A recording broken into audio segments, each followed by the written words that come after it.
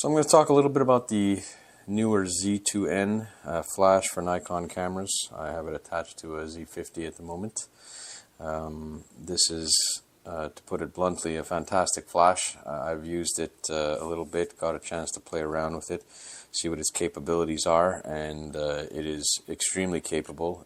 It has a lot of excellent features. It's easy to navigate. You can see by the screen on the back here, everything is nicely visible, easy to see.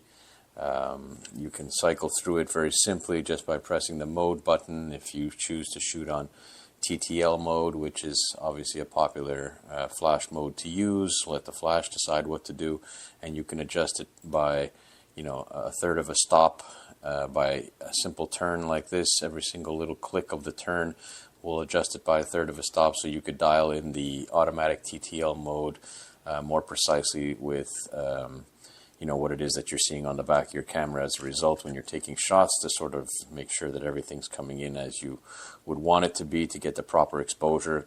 Conversely, you can either flick the switch on the side here for manual mode, or you could even just leave it in TTL like that and cycle to manual mode by pressing the mode button, and here you can adjust it per your desire.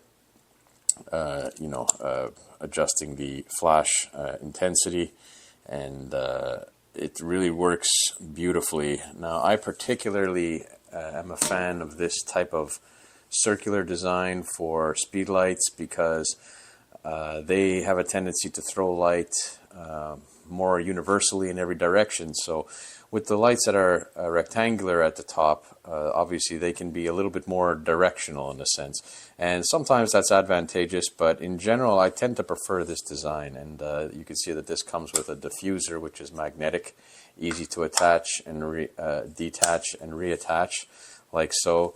Of course, it's adjustable, so this can be moved in whichever orientation you need it to be moved in, so that you can bounce the light off of whatever surface you're attempting to bounce it off of. The throw is extremely powerful and clean. This is the nice thing about it. I'll show you some examples a little bit later of some pictures that I took, sample pictures. The thing that I like to note about one of the pictures in particular, one picture that I took of my cat, is I love the way the flash is able to match ambient light. So it doesn't look fake, it doesn't look like that kind of ugly flash look that you would get. Of course, it takes a little bit of practice with these speedlights to be able to get that correctly, and oftentimes, given the circumstances, you should try to bounce light off of surfaces so that you can get a nicer exposure. Nothing that is going to be harsh direct lighting. Of course, that is obviously a dead giveaway for flash photography, though flash photography does have some very interesting looks. And you can certainly be creative with how you try to apply them. The build quality of this Z2N is fantastic. I love this little locking mechanism here. You basically unlock it like that, and then you could pull it off, or you just conversely pull it over to the right side like that. Now it's locked in place. It's not going anywhere. It's just a very simply laid out, very easy to read, very easy to understand, even for beginners. I'm not an expert at this, I'll be honest. I have a couple of flashes, and I do use them from time to time, some that are quite good. I think this one is going to move straight to the top of my list of the best flashes that I have, and the one that I'm probably going to use most often. I was really impressed with it, and I really enjoyed using it. Like I said, because the usability is very simple to navigate. You have all the functions that you could want from this, be it second curtain. There's a mode, if you cycle through here on the M, you see now you're in RPT, which allows you to set the timing and frequency of firing flashes, so it can shoot off like a strobe type effect, that kind of stuff. So there's all kinds of different things that you can do to sort of expand your creativity when it comes to using your flash, of course. Easy to adjust the flash according to your lens. Right now I have my 50mm 1.8 on here, so I have it set for 50mm lenses. You just press the button, and then it highlights the option, and then you see it can choose whatever focal length you have. I'm going to leave it on 50, obviously, because that's what I'm using. And yeah, it's super easy to navigate. So fantastic build quality. Really impressed with it. Really impressed with it. My initial use with the camera and the flash together paired super easy. There was nothing to it at all. There was no setup required. It's really a plug and play thing. Everything works together seamlessly, and yeah, fantastic. So let's take a look at a couple of pictures and talk about that. Oh, before we do that, one last thing. I'm just going to mention what you get in the box. So you get obviously the flash unit. You get a lithium battery that comes with it, which is this huge battery pack right here. This should last a good long while. I've been playing around with this for a couple of days now and have not had to recharge it, and it seems that I've barely wasted any battery away. You get a USB charging base as well, of course, with the cord. I think it's a USB-C cord, if I'm not mistaken. You also get a mini stand that you could attach to the bottom of this, because this flash can operate not only as a slave but as a master. So if you have two of these, you know, you can leave one on top of the camera, and then you could have the other one off to the side, shooting light from a different direction. And of course, you attach the mini stand to it, or you can put the mini stand on it and then attach it to a tripod or a light stand, however it is that you want to set it up. In any case, you get a mini stand with it. You of course get this diffuser like I showed you before, which magnetically clips on. You get an adapter to plug it into the wall for charging, a protective case, and a manual. This is my cat Bo, and this is the first example photo we're going to use. He's a black cat, obviously, as you can see, so this presents a high contrast situation. This was taken at sunrise, so the sun was coming up over the ocean that you can kind of see in the background there, so it's very bright in the background, as well as white tiles.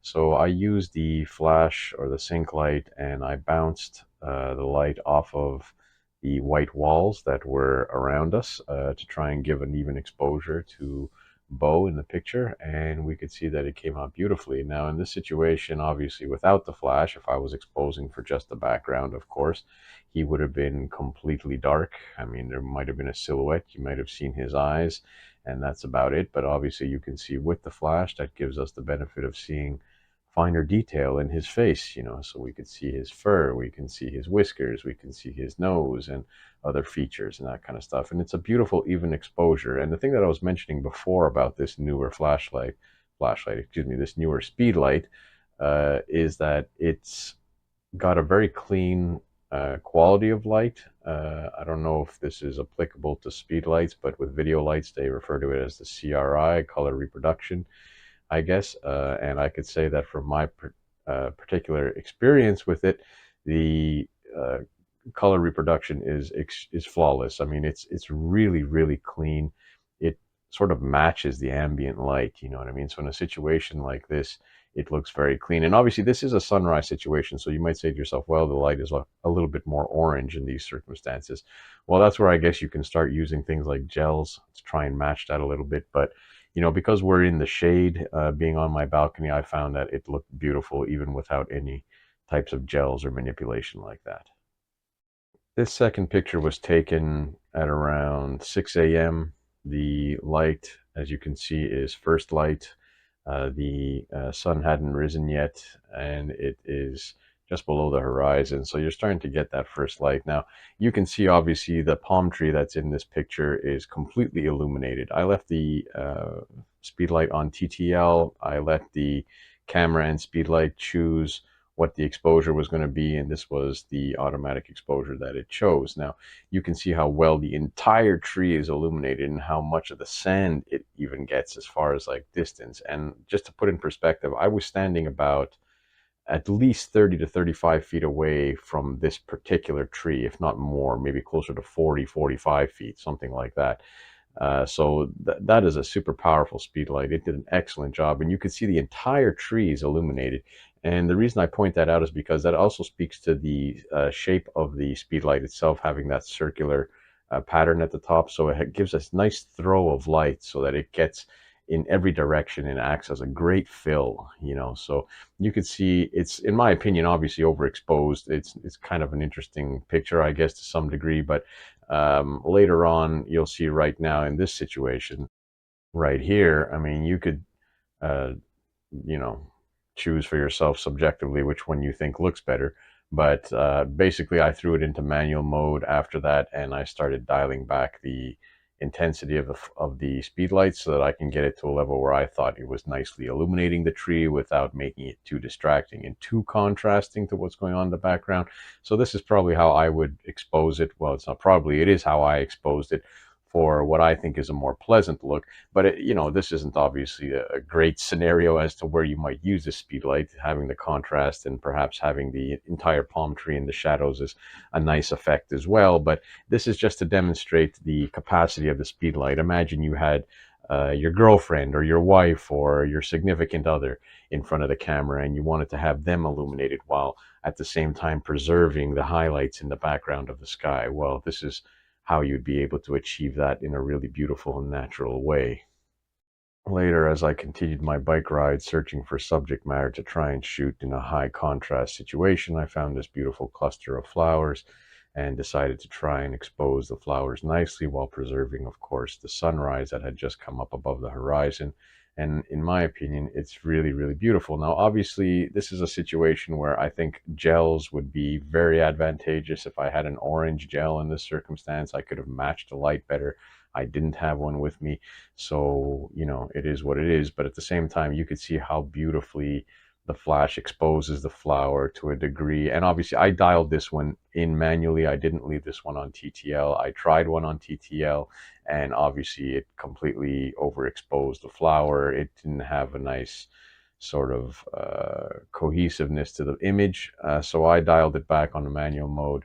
I don't remember exactly what setting I had it at this point, to be honest with you, but you can see that it does a very beautiful job of exposing the flowers and leaving the gorgeous sunrise in the background. And here's that image cropped, just so you can have a better look at the flowers. I just wanted to crop in a little bit on the flowers so you can see how lovely the light that comes off the flash is. And this is the flash obviously being pointed directly at the flowers. There's no opportunity for me to bounce it off of anything here, so I had to really illuminate the flowers directly. And I had forgotten the diffuser, so this is actually with the harsh light of the flash itself without any diffusion, and it still looked beautiful in my opinion. Again, would this have looked better with gels? Yes, of course it would have. If I had an orange gel, it would have looked better. But this is just to give you an idea of the capacity of the light, how nice and clean it is. To me, it's a really high quality speed light. I really am impressed with it. I've used some Nikon speed lights that are made by Nikon, and in comparison, I think this one is just as good, if not better in some cases, because of the interface, which I found extremely easy to navigate, extremely easy to understand. And if you have any experience with speed lights, you probably won't even need to read the manual to figure out what you're doing here. So very impressed with it. I absolutely highly recommend it. I don't have anything bad to say about it, and I think it's a solid buy all day long. Hey guys, today we're reviewing the newer Z2-S for Sony cameras. This is a TTL flash 2.4 gigahertz. I think it's 75 watts. It looks amazing. So let's open it up and see what it's about. All right, so what's this? The battery charger, USB-C. This is the battery. Those batteries are big. I read that it's good for 480 full power flashes. No idea how many of those, but it's a big battery. It is a little pricey. There is no aftermarket battery for that, so you have to buy another one.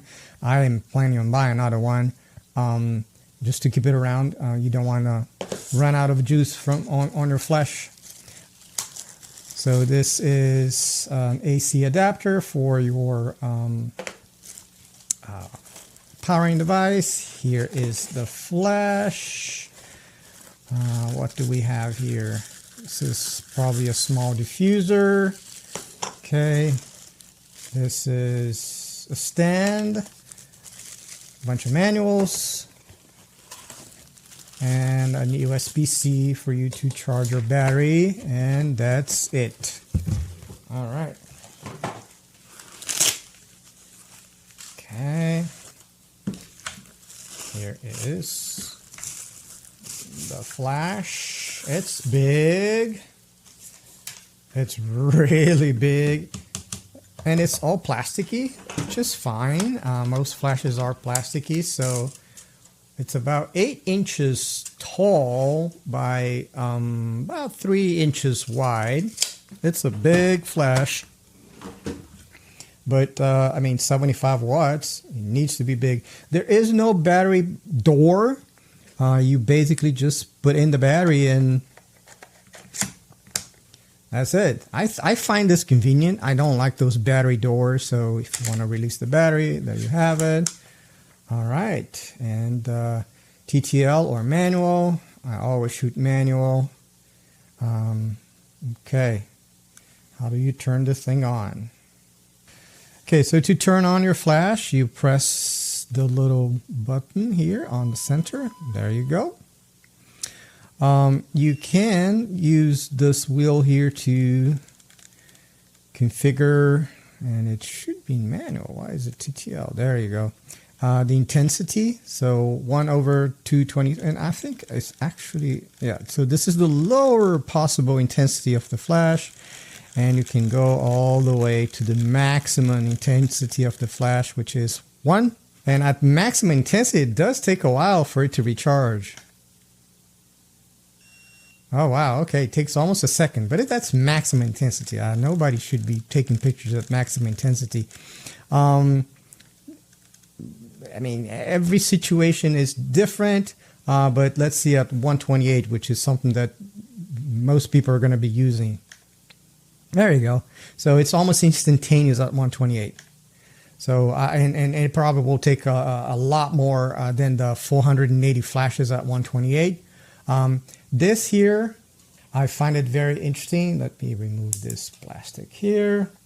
This here is very interesting because it's actually set to manual. I think it's one of those buttons here that does change this. There's a million different little functions. There you go. So this is the button that will change this from manual to automatic. There's automatic, so if your camera can communicate, hopefully I'm going to put my camera in here in a second, but this is where you would be changing the focal length. So if you're shooting at 28, the flash will power off for 28. If you're shooting at 50, the power will power off for 50 millimeters. And there's an amazing amount of settings and different things in the flash. This is not the video. This is not a tutorial video. This is just a review video. It is heavy. It is quite heavy, but well, it's a professional flash and it's supposed to be heavy. So let's power this thing off here so we can put it on the camera and see how the camera reacts to it. Let's see what's going to happen if I press my shutter speed. There you go. We are taking pictures with flash. Fantastic. Now let's go here in the flash, fill flash, flash compensation, ambient only, it's not wireless. Oh wow, and it's allowing my camera to take pictures at 1/60. I didn't think it would do that. So I know that one of those buttons here will change this. And another thing, oh yeah, it's a 35. So let's see if yep, fantastic. So as you can see here, I have a 28-75 lens. Let's see if this focus. There you go. And I am at 35, and I'm changing the zoom here on the lens, and the flash is compensating for that. There you go. Brilliant, brilliant, brilliant, brilliant. That's really amazing. That's really amazing. Amazing. Yeah, there's some work here. Okay. but it's doing what it's supposed to do. It's taking the flash is firing as it's supposed to. Again, it is a little heavy, but it is a professional flash, and that's what you need when you're taking pictures on a professional environment. All right, guys, so exceptional flash. There's a million different things you can do with it. Again, this is not a tutorial video. This is just a review video. It is big and heavy. I will probably be using a monopod to deal with that, but I'm really happy with what the flash is doing here. And why doesn't it changes back to 28? There you go. Yeah. If you want to buy it, it's a really good flash. You can't go wrong with it.